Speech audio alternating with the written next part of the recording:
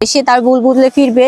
রনি তুমি ফিরে আসো জারিনের কাছে, আমি তোমার অপেক্ষায় থাকবো, আমি হাল ছাড়বো না। মানে ও যতদিন আমার কাছে না ফিরে আসতেছে আমি ওর কাছে আসবো। এই যে আজকেও আসলাম, প্রতিদিনই আসতেছি কাজকর্ম ফেলায় রেখা। মানে কি করব, ওরেই খুঁজে বেড়াচ্ছি। একবার কথা বলে আবার বলে না। মানে ওর ভিতরে কি চলতেছে ওই ভালো জানে। আপু, আহ, এই যে ভিডিও দেখার পরে ঠিক আছে, অনেক স্যালারি তো মনে হয় আপনাকে নক দিতেছে না যে রনি কি কেন লাগবে? আমরা কি মরে গেছি? ঠিক আছে, তো এরকম প্রস্তাব পাইছেন কোনো?